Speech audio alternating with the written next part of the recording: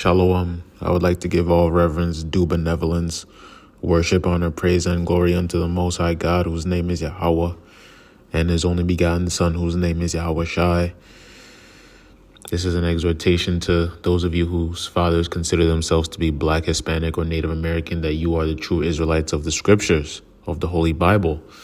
And once you start keeping the commandments of God and build your faith in our Lord Yahweh Shai HaMashiach, who you may know as Jesus Christ, whose real name is Yahweh Shai, according to the Paleo Hebrew, then you may be one of those men who inherit spiritual power, because we are fast approaching Jacob's trouble. That will be a time of evil such as was never before, since there was a nation unto this time, nor ever shall be. Meaning what? Whatever you think is evil in today's world,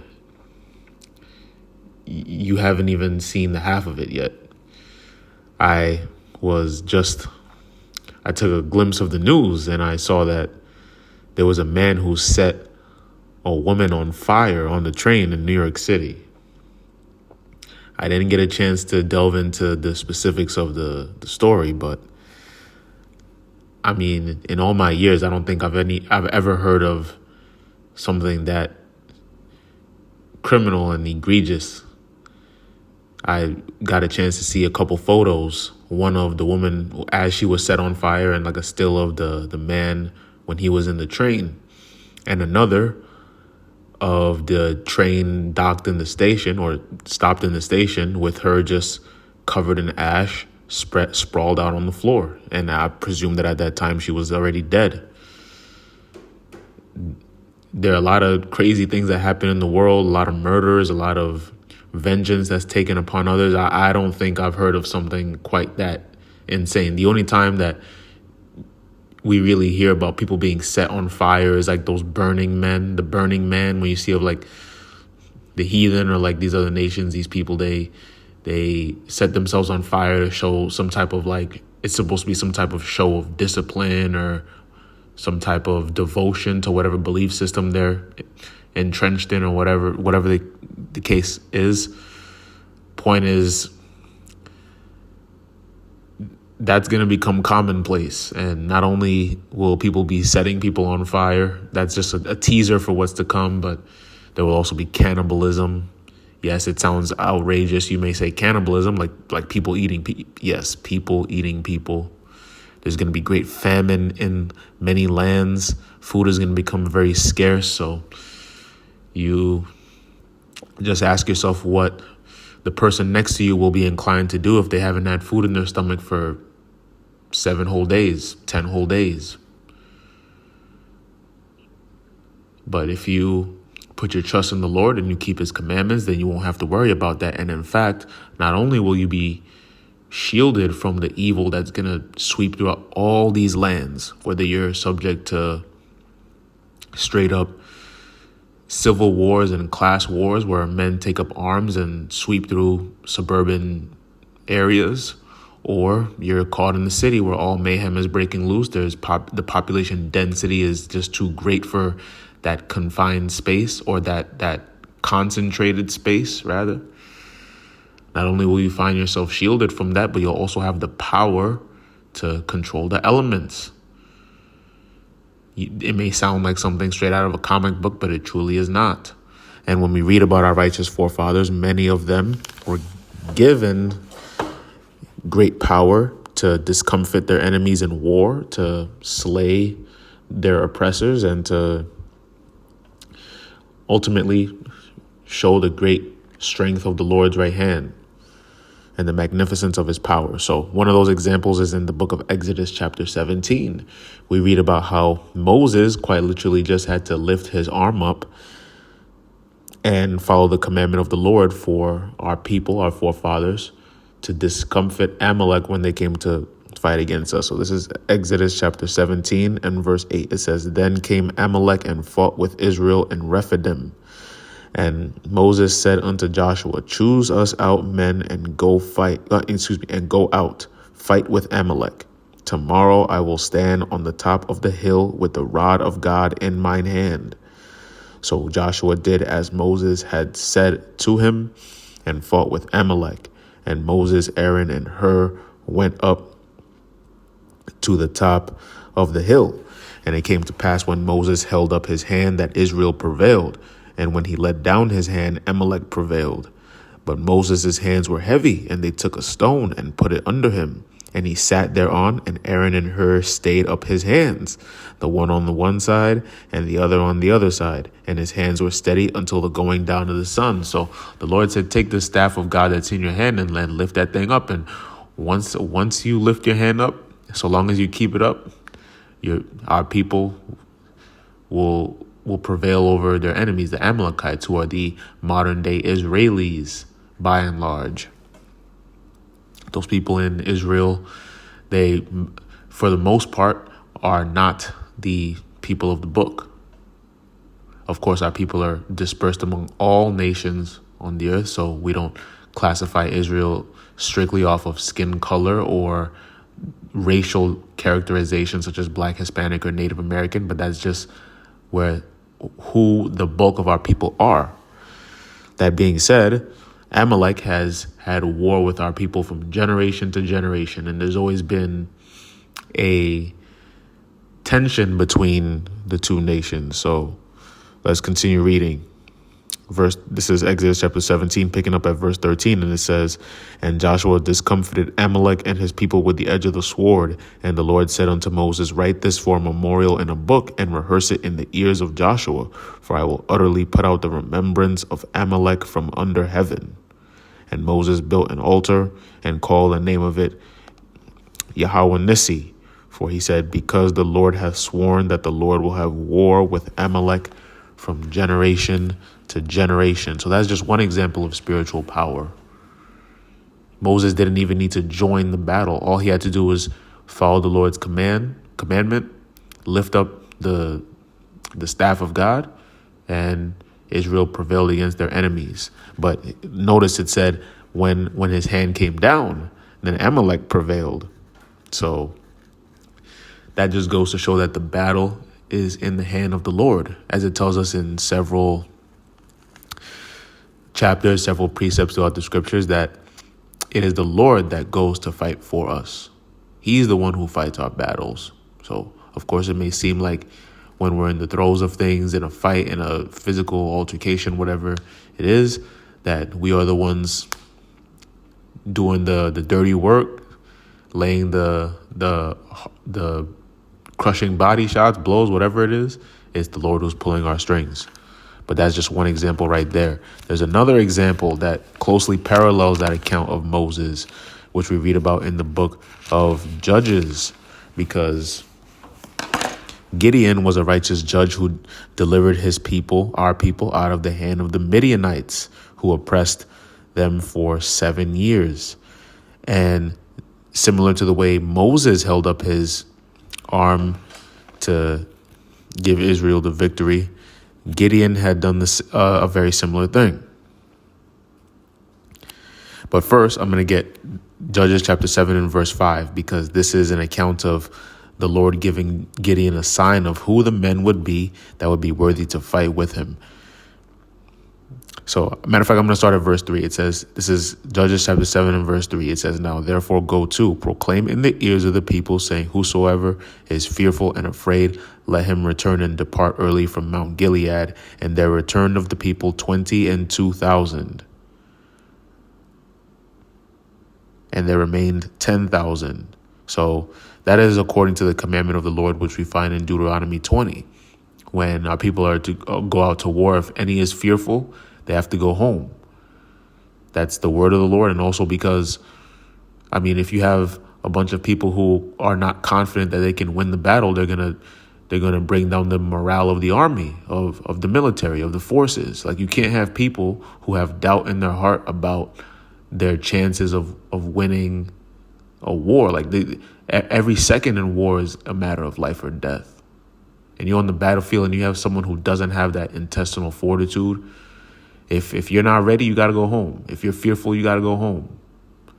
And maybe that the Lord will put that spirit upon a man at a later time to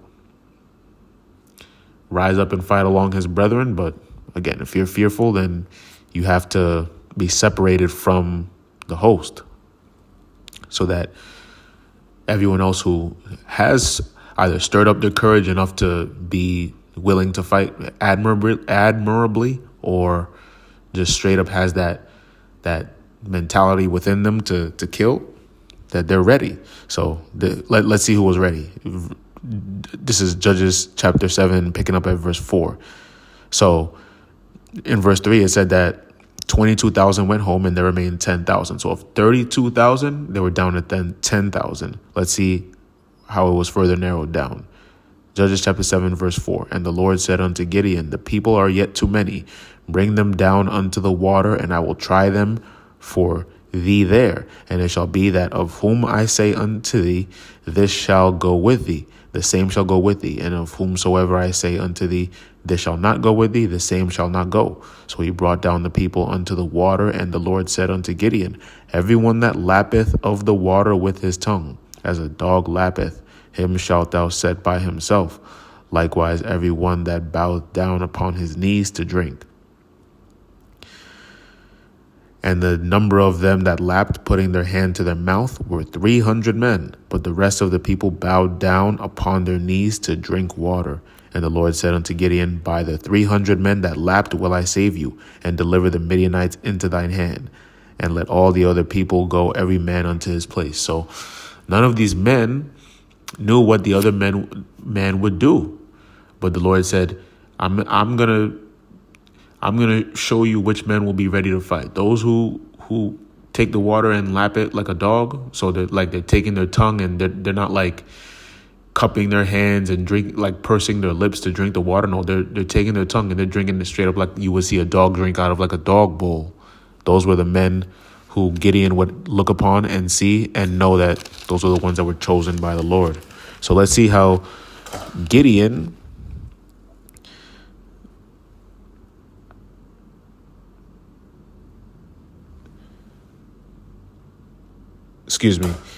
the parallel precept to Moses is actually in the book of Joshua, I believe it is, but I'll finish in the book of Judges, finishing the account of Gideon.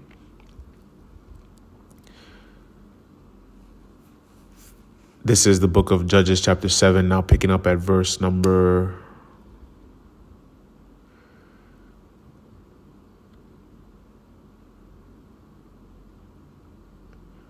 19, it says, so Gideon and the 100 men that were with him came unto the outside of the camp in the beginning of the middle watch, and they had but newly set the watch. And they blew the trumpets and brake the pitchers that were in their hands. And the 3 companies blew the trumpets and brake the pitchers, and held the lamps in their left hands and the trumpets in their right hands to blow withal. And they cried, the sword of the Lord and of Gideon. And they stood every man in his place round about the camp, and all the host ran and cried and fled. And the 300 blew the trumpets, and the Lord set every man sword against his fellow, even throughout all the hosts. And the host fled to Beth Shittah in Zererath, and to the border of Abel Meholah unto Tabbath. And the men of Israel gathered themselves together out of Naphtali and out of Asher and out of all Manasseh, and pursued after the Midianites. So this is following up on what ensued during the battle. So the Lord turned the Midianites one against another. That's what it says in verse 22. It says, and the 300 blew the trumpets, and the Lord set every man's sword against his fellow, even throughout all the host. So they started fighting against one another. So that's the Lord showing, just flexing his muscle, that he can turn the spirits of men to fight against one another, because Gideon heard say of those in the host of the Midianites, speaking of a dream that one of them received, which pretty much foretold their doom, that Gideon and his men would discomfit them. So one of the most incredible accounts of spiritual power is in the book of Joshua. The Lord hearkened unto Joshua the way he did not unto any other man before or after him, as it says in the scriptures. So I'll get that account and see what it is that the Lord hearkened unto Joshua's voice for, and why it's so magnificent. I mean, it speaks for itself, but we'll get into it. Bear with me a moment while I pull the precept.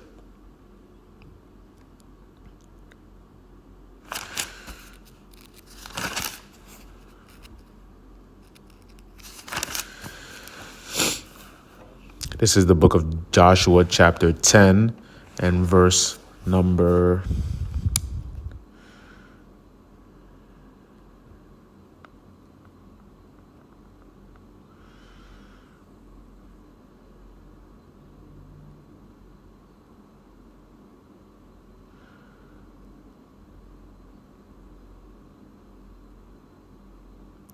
I'm going to start at verse number 6. It says, "And the men of Gibeon sent unto Joshua to the camp of Gilgal, saying, Slack not thy hand from thy servants. Come up to us quickly and save us and help us.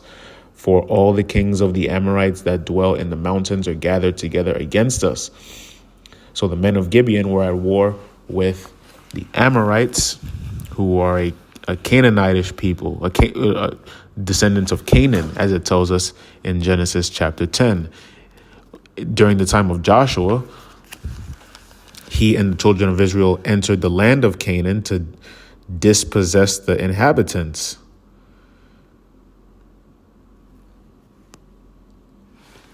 And there were a great many different sons of Canaan whose progenies were dwelling in the seacoast and in the inlands or the midlands. And so the Amorites were a prominent Canaanite people who had to get up out of there because their iniquity was very great. So, and more importantly, the Lord had promised the land unto Abraham, Isaac, and Jacob. So this is Abraham, Isaac, and Jacob's sons taking what was rightfully given unto them by way of promise. So it says, verse 7, "So Joshua ascended from Gilgal, he and all the people of war with him, and all the mighty men of valor. And the Lord said unto Joshua, Fear them not, for I have delivered them into thine hand. There shall not a man of them stand before thee." Listen to what the Lord said. He said, "There shall not a man of them stand before thee."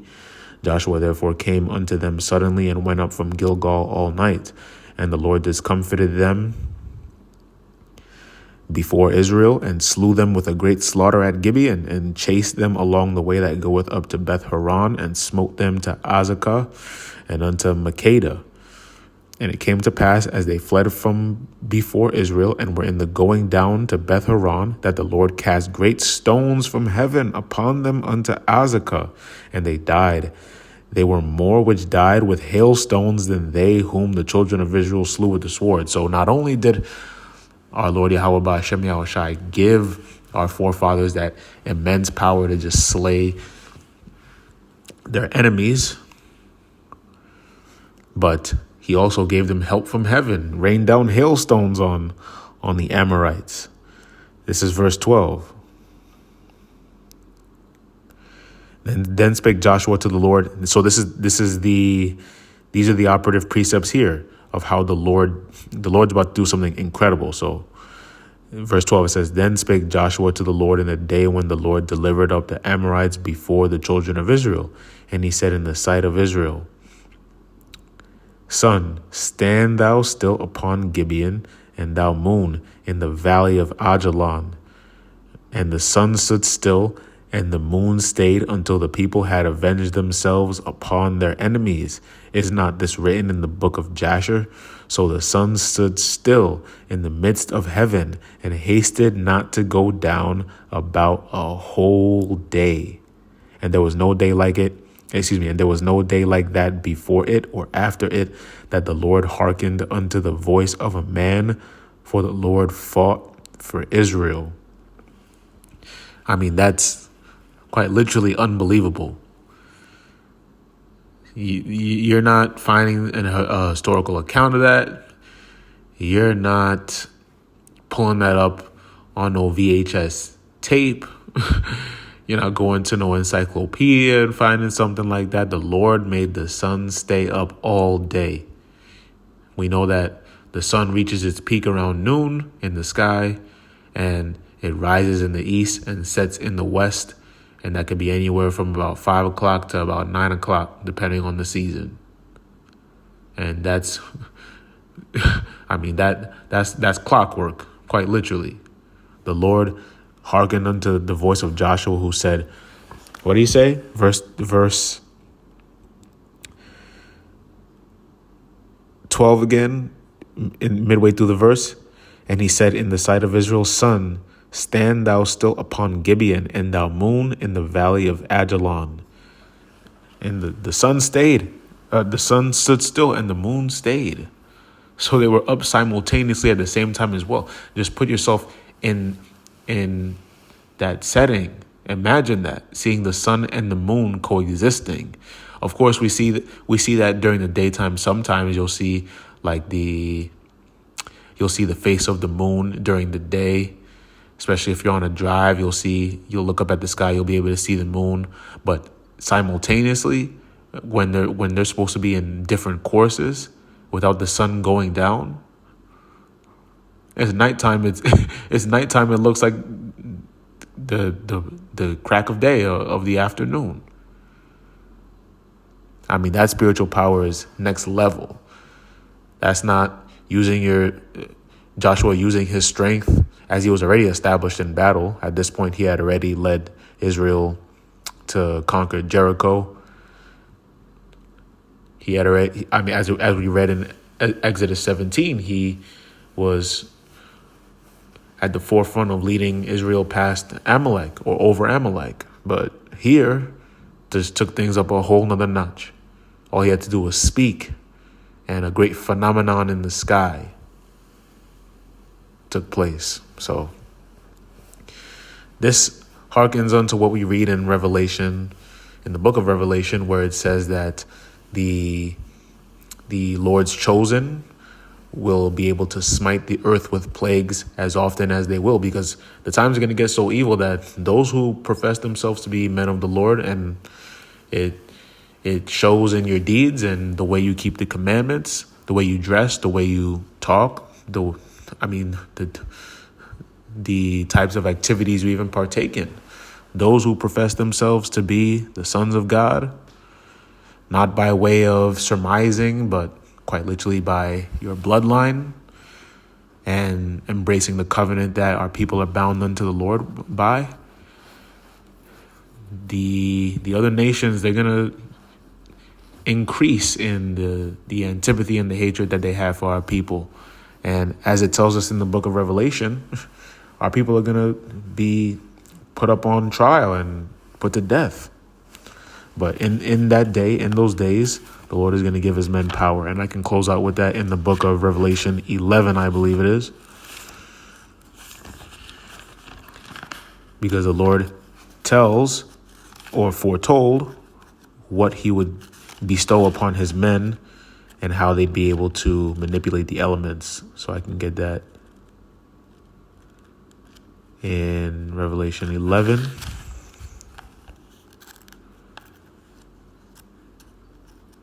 And this this is a perfect example of that, what I would call superhuman-like abilities that those who prove themselves worthy in the eyes of the Lord will be able to have. It's one thing to run extremely fast or to have super strength. It's another thing to control the material world around you. And men will certainly have that power. So let me get that in Revelation 11. And then I'll close out.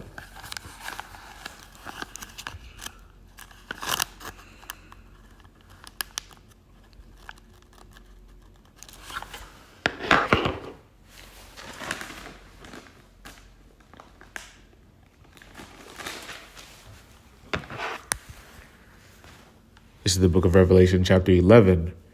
It says in verse 4, these are the two verse 3. And I will give power unto my two witnesses, and they shall prophesy 1,260 days clothed in sackcloth. These are the two olive trees and the two candlesticks standing before the God of the earth. And if any man will hurt them, fire proceedeth out of their mouth and devoureth their enemies. And if any man will hurt them, he must in this manner be killed. These have power to shut heaven, that it rain not in the days of their prophecy, and have power over waters to turn them to blood, to smite the earth with all plagues as often as they will. So, I mean, think about being able to control the heavens to say, you know what, man, it's not going to rain for 2 weeks in whatever place you're in. Punish the inhabitants of the earth for all their evil and their wickedness, and the manner in which they'll raise up insurrections against you and your brethren. Fire proceeding out of their mouth, that's twofold. But the Lord is going to give men that power to, again, manipulate the elements. Dealing with rain, that's water. You manipulate fire. Smite the earth with all plagues. I mean, just think about the plagues that come upon the earth. Drought. You'd be able to reduce water levels, sea levels. You may think that it's fantastical, but this is no one of the Lord's words will come back void.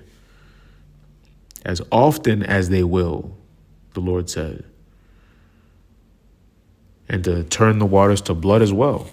So, I mean, you'll be able to bring back the potato blight if there are a bunch of people in a certain rural area that are making your life hell and your brethren's life hell. You say, all right, well, crop failure. And just like that, the crops are going to fail. Because we know that it's the Lord who controls the fruitfulness or lack thereof of vegetation. So this is the book of, I want to get that precept in the book of Joshua, which parallels with Moses, and then round out. This is the book of Joshua. Bear with me while I get the precept. This is the book of Joshua, chapter 8, and just getting straight to the point. This is the book of Joshua, chapter 17. It says, and there was not a man left in Ai or Bethel that went not out after Israel, and they left the city open and pursued after Israel. And the Lord said unto Joshua, stretch out the spear that is in thy hand toward Ai, for I will give it into thine hand. And Joshua stretched out the spear that he had in his hand toward the city. And the ambush arose quickly out of their place and ran as soon as he had stretched out his hand. And they entered into the city and took it and hasted and set the city on fire. So Joshua had set up ambushments surrounding the city of Ai, and he led one company to lure the men of the city out. And once they had them lured, Joshua and his men fled to make it look as if they were like outnumbered or beaten or scared. And then the rest of his men, once the men of Ai had foolishly left their city unguarded and unwatched, they came in and they took the city and did with it as they would. So according to the Lord's commandment. So these are just several examples of how there is a hierarchy, a chain of power, if you will, where the Lord's men will receive power. As we read in Revelation 11, you'll be able to manipulate the material world, quite literally, water, fire, air, the soil, whatever it is, as often as you will. And then if you hearken unto the word of the Lord, he may give you commandment to do this or that, and you may be able to discomfort your enemies in ways you may have never imagined. And we read about the way Joshua called upon the Lord, and the Lord made it so that the sun didn't go down for the space of a whole day. So those are examples we can hearken unto. As I always say in exhortations regarding spiritual power, don't lust after it as your primary focus or goal to drive you toward keeping the commandments, because that's disingenuous and just not the way to go. But understand that if you put the love of the Lord first and keeping his commandments, loving your neighbor, that he promises that unto his men, whosoever it is that he deems worthy, and just according to his good pleasure to give that power unto. So with that, I say, Shalom, Israel. Let the hope and longing for spiritual power be a building block of your faith. Shalom.